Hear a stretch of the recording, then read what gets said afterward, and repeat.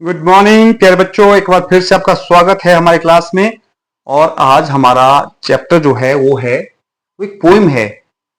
ये एक पोइम है और आज हम इस पोइम को ही आपको पढ़ाने और समझाने वाले हैं कि इस पोइम में आखिर क्या बात है।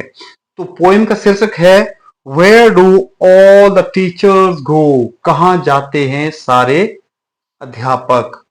एक छोटा बच्चा जो इस पोइम के बारे में सोच रहा है। For a little child a teacher is special. एक छोटे बच्चे के लिए एक अध्यापक हमेशा खास होता है। It is difficult for a small child to think of his her teacher as an ordinary person. अब एक छोटे बच्चे के लिए यह सोचना कि उसका अध्यापक एक ऑर्डिनरी पर्सन, एक आम व्यक्ति है, थोड़ा मुश्किल है। डिफिकल्ट अर्थात मुश्किल है। तो उसके बारे में वो क्या सोचता है, ये पोइम उसी के ऊपर लिखी गई है। अब उसके दिमाग में पहला प्रश्न जो आता है तो आता है where do all the teachers go. कहाँ जाते हैं सारे अध्यापक। व्हेन इट्स 4 o'clock, जब 4 बजते हैं। तो do they live in houses, क्या वो घरों में रहते हैं। लिव होता है रहना, घर houses. And do they wash their socks, और क्या करते हैं वो धोते हैं। वॉश धोते हैं देयर सॉक्स, अपनी मोजे को क्या वो धोते हैं। और डू दे वियर पैजामाज, क्योंकि टीचर हमेशा शर्ट पैंट में आएंगे। तो उनके दिमाग में क्वेश्चन है डू दे वियर पैजामाज, वियर होता है पहना। अब वे जो है क्या कभी पैजामा पहनते हैं। And do they watch TV, और क्या वो टीवी भी देखते हैं। उसके दिमाग में क्वेश्चन है।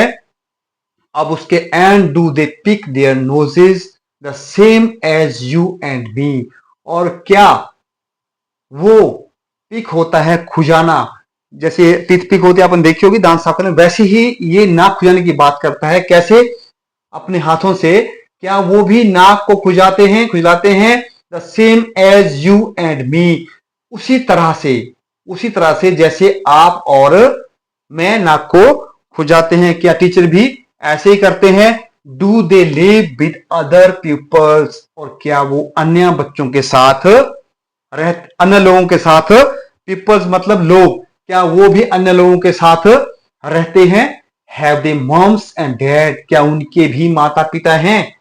ये क्वेश्चन है उसके दिमाग में, जो उसके दिमाग में आ रहा है क्योंकि सोचता है कि टीचर तो बड़ा है तो उसके मम्मी पापा हैं नहीं है। उसके दिमाग में क्वेश्चन आ रहा है तो सोचता है क्या वो भी किसी अन्य लोगों के साथ, क्या किसी अन्य आदमी के साथ, किसी लोगों के साथ, अन्य व्यक्तियों के साथ रहते हैं। क्या उनके पास मम्मी पापा माता पिता हैं। And were they ever children, और क्या वो भी कभी बच्चे थे। And were they ever bad, क्या वो भी कभी बुरे थे। अब बच्चे को ऐसा एहसास होता है कि हमारे को टीचर बोल रहा है ये गंदी बात है, तू गंदा बच्चा, ये वो करके उनके दिमाग में यार बात की क्या टीचर भी कभी बुरे होंगे, क्या वो भी। And they were ever bad, क्या कभी वो बुरे रहे होंगे, कभी ऐसा समय भी हुआ होगा। Did they ever never spell right, क्या ऐसा भी कभी हुआ होगा कि उन्होंने भी गलत स्पेलिंग लिखी होगी। किस चीज के बारे में उन्होंने भी कभी गलत लिखा होगा। Did they ever make mistakes, क्या उन्होंने भी कभी गलतियां की होगी। जब आगे डिड लग गया बेटा तो उसका प्रश्नवाचक हो जाता है। देखो अब प्रश्नवाचक क्वेश्चन मार्क जो चिन्ह है वो भी पीछे लगा हुआ है। तो वो सोच रहा है ऐसा, क्या वो भी कभी गलतियां करते होंगे, क्या उनको भी कभी स्पेलिंग मिस्टेक हुई होगी। Were they pinched in the corner if they pinch the chocolate flake, क्या उनको भी किसी कोने में खड़े करके सजा दी गई होगी। पिनिस्ट होता सजा देना, एक कॉर्नर होता है कोना। क्या वो सोचता है कि हमारे अध्यापकों को भी कभी पिंच्ड, एक चॉकलेट का टुकड़ा ले लेने के ऊपर, या छुपा के लेने के ऊपर, या चुरा के लेने के ऊपर, क्या उनको भी कभी किसी कॉर्नर में खड़ा कर करके पनिशमेंट मिली होगी। पिनिस्ट होता है सजा। तो अब बोल रहा है किया गया होगा या मिली थी, क्या मिली थी, क्योंकि वर है तो ये पास्ट में है।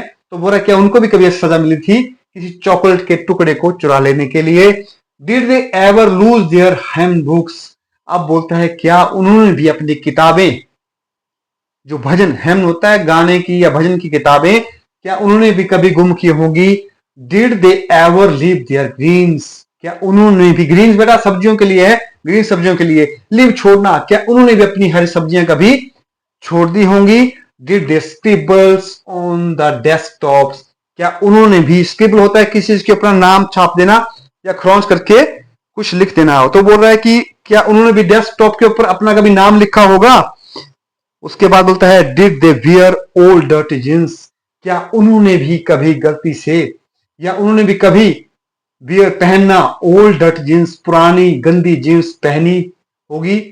I will follow one back home today, आज मैं किसी एक का पीछा, आई विल है बेटा, ये आई के बदले लिखा ना, तो आई विल है ये, तो I will follow one back home today, आज मैं किसी एक का पीछा तो जरूर करूंगा। और आई विल जरूर नहीं है, I will follow one back home today, आज मैं किसी एक का पीछा करूंगा। आई विल फाइंड, और मैं पाऊंगा, और व्हाट दे डू, और क्या करते हैं, आज मैं देखूंगा कि वो क्या करते हैं। Then I will put it in a poem, और उसके बाद मैं क्या करूंगा, इसको एक कविता में डाल दूंगा। That they can read to you, अब वो क्या करेंगे, इसको आपके लिए पढ़ेंगे। बेटा ये कविता है, इसके जो बहुत मुश्किल शब्द तो नहीं है, इजी इजी है, तो आपने जैसे जैसे मैंने आपको समझाया आपने याद करना है।